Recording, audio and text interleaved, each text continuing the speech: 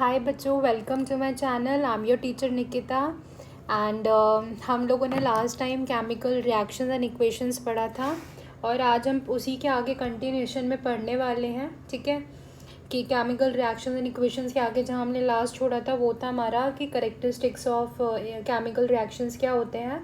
तो उस टाइम पे हमने जस्ट रीड आउट करा था, अभी हम उसको थोड़ा डिस्कस करेंगे। ठीक है, तो अगर आप लोगों ने लास्ट वीडियो नहीं देखी है और आप सेकेंड वीडियो देख रहे हो तो लास्ट वीडियो देखो, तब भी आगे क्लियर आउट होगा। ठीक है, तो अगर मैं रिकैप कराऊंगी तो थोड़ा टाइम लग जाएगा, तो आगे टॉपिक पे चलते हैं। तो आप अगर वीडियो नहीं देखी है तो आप जाके पहली फर्स्ट वीडियो फर्स्ट लेक्चर आप देख सकते हो केमिकल रिएक्शन एंड इक्वेशन का। ठीक है, चलो, तो हमने देखा था करेक्टरिस्टिक्स ऑफ केमिकल रिएक्शंस। तो उसमें हमने बात करी थी कि evolution of gas, change in colour, change in temperature, formation of precipitate. ठीक है, तो हम पहले बात कर लेते हैं इवोल्यूशन ऑफ गैस की बात कर लेते हैं। ठीक है, इवोल्यूशन ऑफ गैस का मतलब है कि अगर कोई केमिकल रिएक्शन हो रहा है तो उसमें से क्या हो रही है, गैस रिलीज हो रही है, गैस इवॉल्व हो रही है। ठीक है, तो अभी देख लेते हैं यहाँ पे, जैसे कि मैंने बोला अगर आप जिंक लेते हो, ठीक है, जिंक इज़ अ मेटल। ठीक है, तो आपने एक बीकर लिया। ठीक है, बीकर के अंदर बच्चों हाइड्रोक्लोरिक एसिड है, नहीं सॉरी सल्फ्यूरिक एसिड है, हाइड्रोक्लोरिक नहीं सॉरी सल्फ्यूरिक एसिड है। ओके, मान लो ये क्या है, हमारा सल्फ्यूरिक एसिड है। ठीक है, सल्फ्यूरिक एसिड है, इसके अंदर हमने क्या डाला बच्चों, जिंक डाला। ठीक है, क्या डाला हमने, जिंक डाला। तो यहाँ पे जिंक सल्फ्यूरिक एसिड के साथ रिएक्ट करेगा और हमारा बना देगा जिंक सल्फेट। क्या बना देगा बच्चों, इसके अंदर जिंक सल्फेट बना देगा।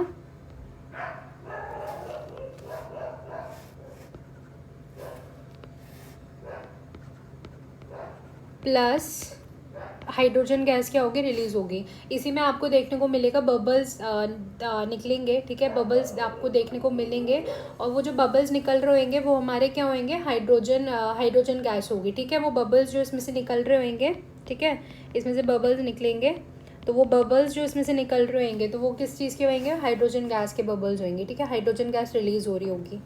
ठीक है, तो यहाँ पे अगर मैं इसका वो लिखवाऊँ आपको इक्वेशन, तो बच्चों उस इक्वेशन ऐसी होती है, जिंक प्लस H2SO4 रिएक्ट करके आपको दे देगा zinc sulphate plus hydrogen gas क्या होगी, रिलीज होगी।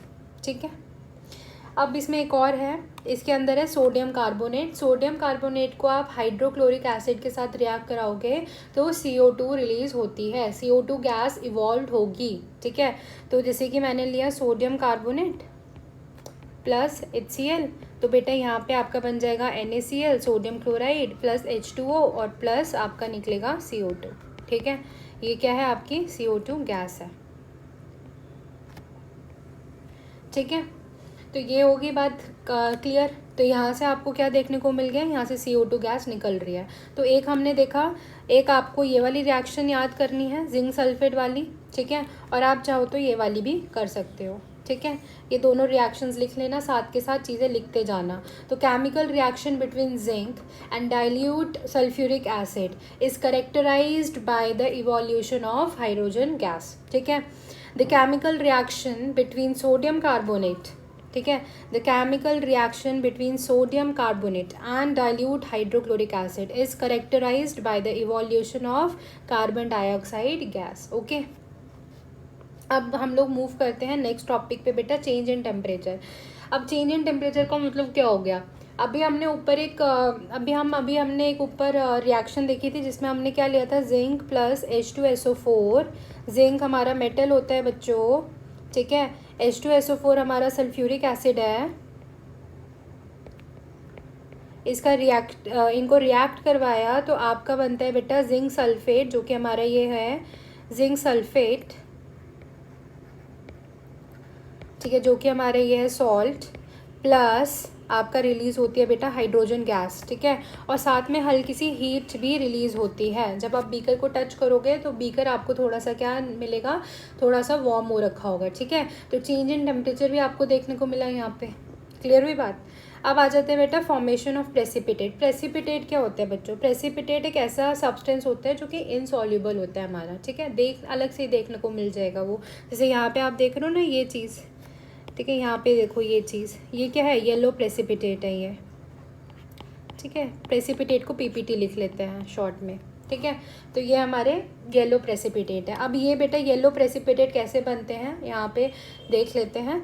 हम क्या करते हैं बेटा, यहाँ पे हमारा है लेड नाइट्रेट, सॉरी ये हमारा, हाँ ये हमारा है लेड नाइट्रेट,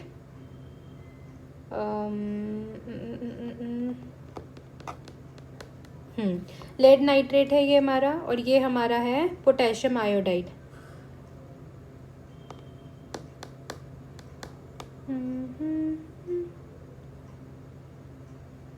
पोटेशियम आयोडाइड,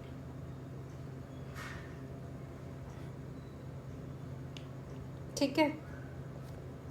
यहाँ पे जो लेड नाइट्रेट है एक्वस फॉर्म में है, और ये हमारा पोटेशियम जो है आयोडाइड जो है वो एक्वस फॉर्म में है।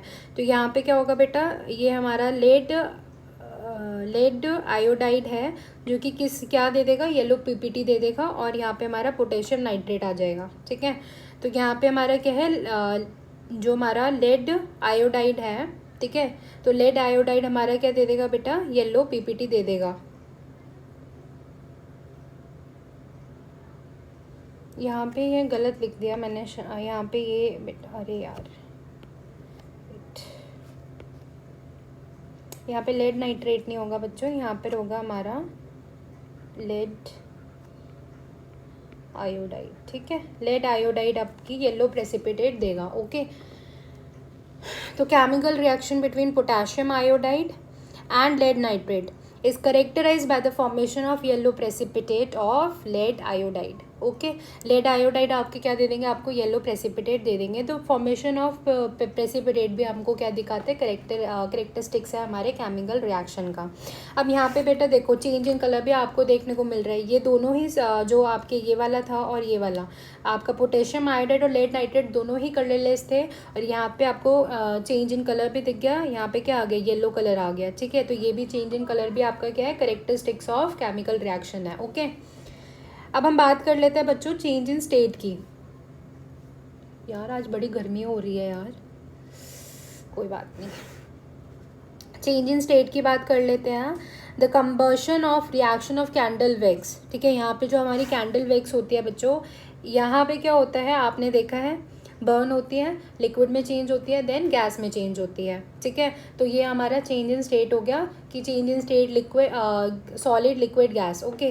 तो किसी में भी जो चेंजेस आ रहे हैं आपको चेंज इन स्टेट दिख रहे हैं, वहाँ पे भी chemical reaction is taking place, okay. तो यहाँ पे हमारे ये सारी चीज़ें हो गई हैं, ठीक है। यहाँ पे आप एक चेंज इन कलर भी देख लेना, और चेंज इन कलर का एक एग्जांपल आप ये ले सकते हो, ये फॉर्मेशन ऑफ प्रेसिपिटेट वाला चेंज इन कलर में भी आप इसको एग्जांपल में लिख सकते हो, ठीक है। अब आ जाते हैं बच्चों केमिकल इक्वेशंस। केमिकल इक्वेशंस क्या होती है, ओके। केमिकल इक्वेशंस की हम बात कर लेते हैं। तो केमिकल इक्वेशंस एक ऐसा मेथड होता है जिससे हम क्या करते हैं, अपनी जो भी रिएक्शन है, केमिकल रिएक्शन है, ठीक है, उसको हम लोग विद द हेल्प ऑफ, ठीक है, उसको हम लोग with the help of symbols and formula, ठीक है, रिप्रेजेंट करते हैं।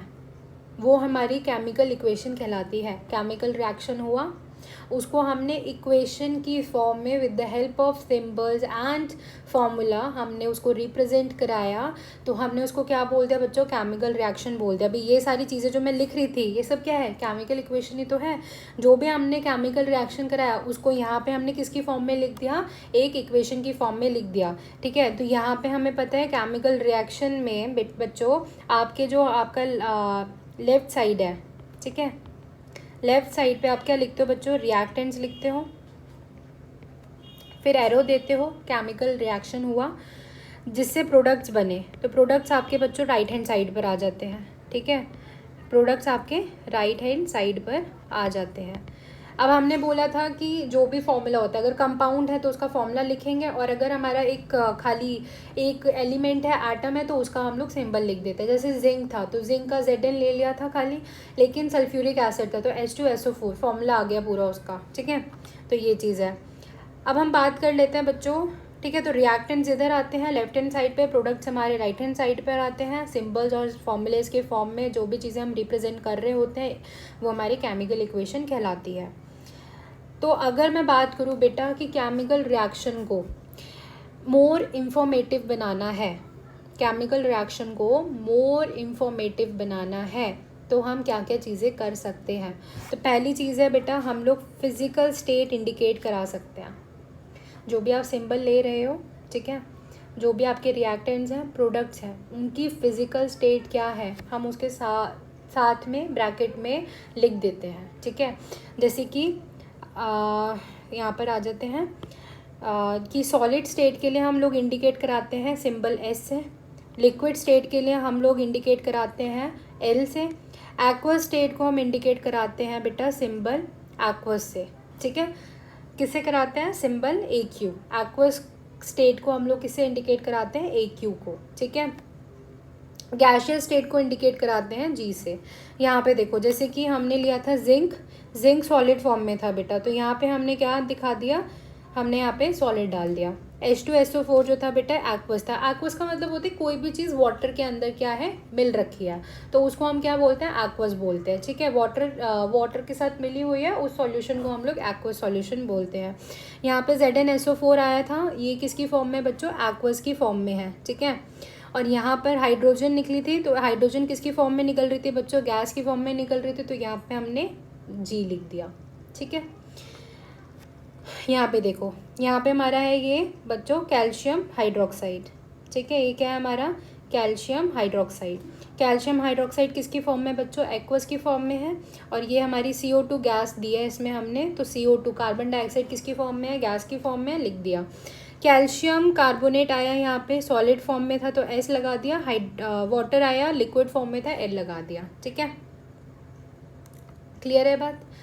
अब हम बात करते हैं बेटा to indicate the changes, heat changes in equation. Second चीज़ है, हम ये दिखा सकते हैं कि हीट चेंजेस कैसे आ रहे हैं इक्वेशन के अंदर, ठीक है।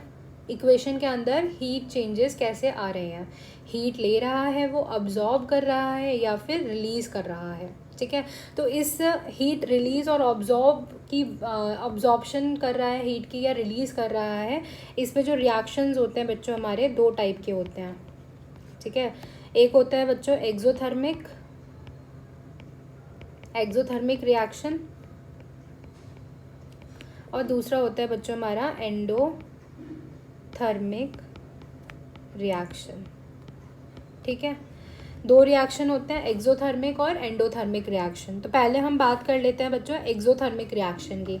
एक्सोथर्मिक रिएक्शन वो रिएक्शन होते हैं जिसके अंदर हीट रिलीज़ होती है, ठीक है, जिसके अंदर हीट रिलीज़ होती है, ठीक है।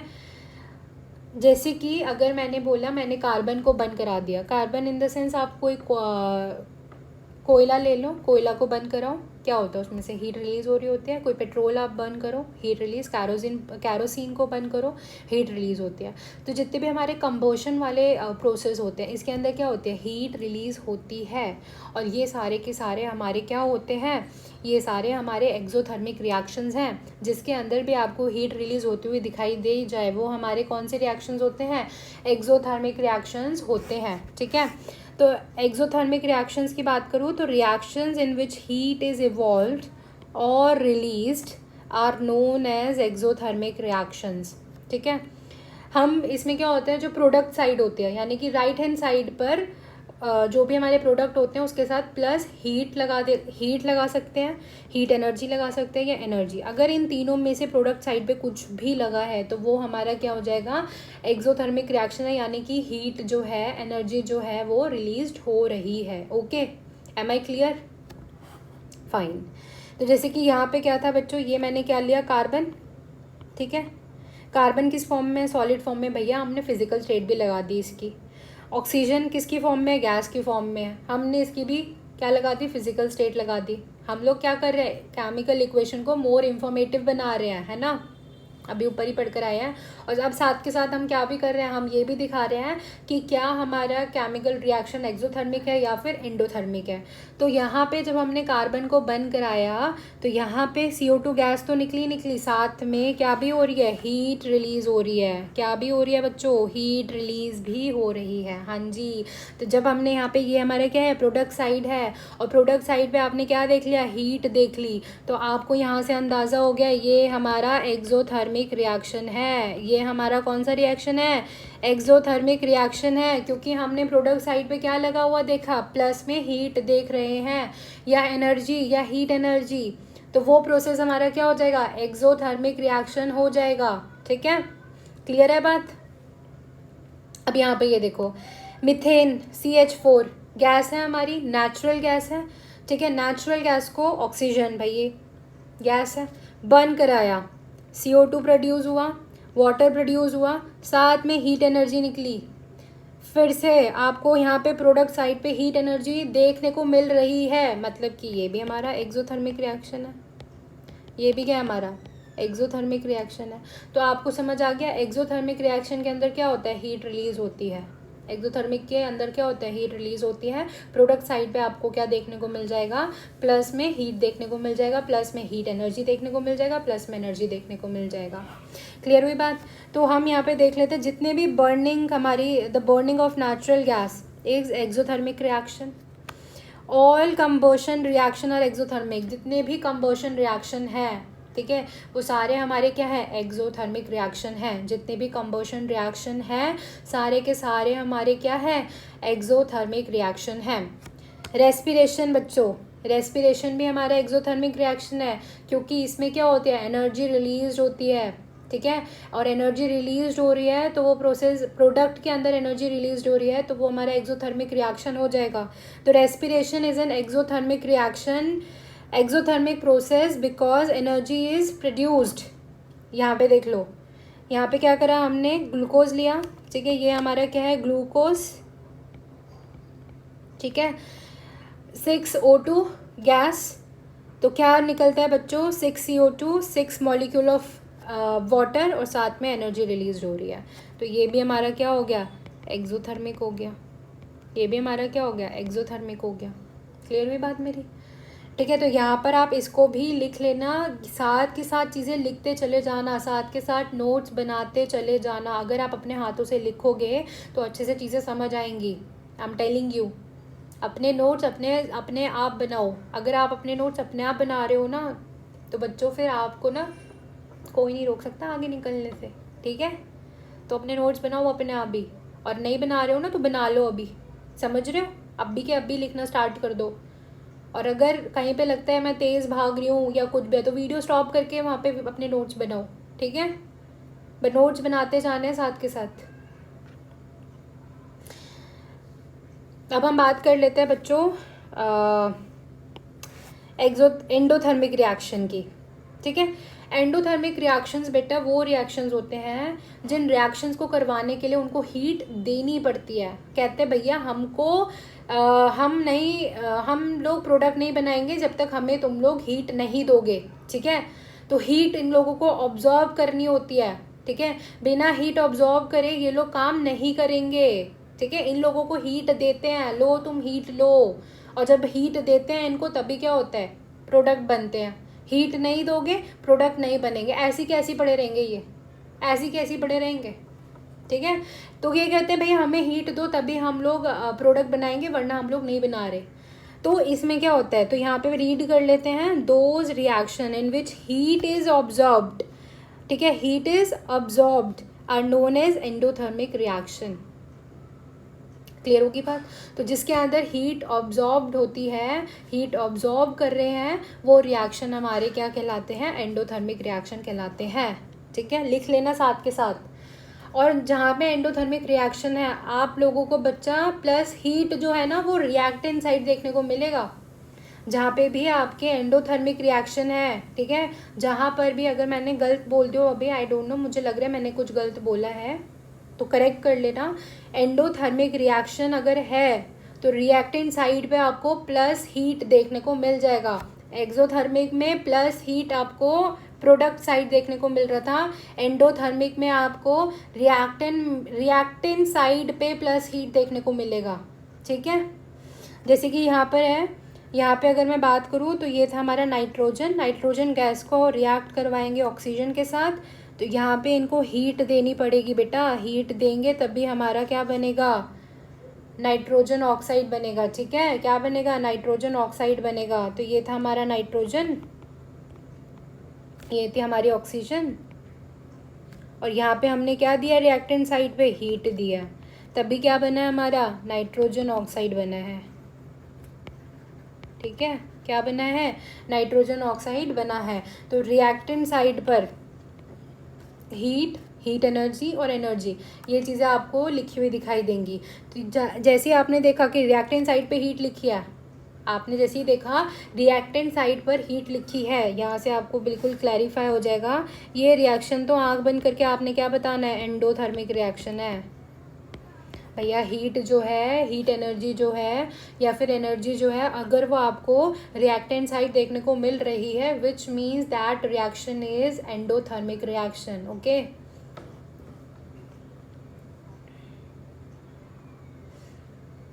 ठीक है। अगर मैं बात करूँ हम यहाँ पे बेटा फोटोसिंथेसिस, जो फोटोसिंथेसिस होता है वो भी हमारा क्या है, एंडोथर्मिक रिएक्शन है, वो भी हमारा क्या है, एंडोथर्मिक रिएक्शन है। क्योंकि सनलाइट जो होती है बेटा, उनको जो हमारे क्या कहते हैं, जो हमारे प्लांट्स होते हैं उन लोगों को क्या चाहिए होती है, हीट चाहिए होती है ना। जो हमारे प्लांट्स होते हैं उन लोगों को क्या चाहिए होती है, हीट चाहिए होती है ना, सनलाइट चाहिए होती है, तभी वो क्या कर पाते हैं,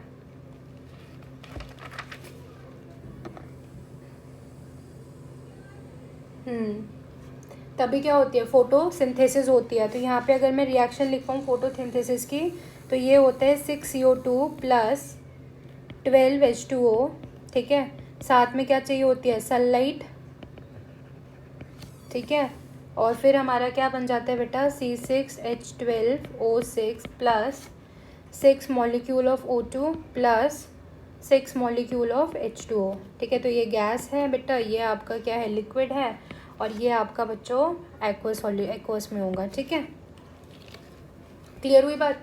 तो यहाँ पर हमने क्या देखा था कि 6CO2 plus 12 molecule of water plus sunlight, तो आपको क्या मिल जाएगा, ठीक है। अब यहाँ पे देखो, in the presence of chlorophyll, है ना, क्लोरोफिल भी चाहिए होता है, क्लोरोफिल नहीं होगा तो भैया फोटोसिंथेसिस नहीं होगा, ठीक है।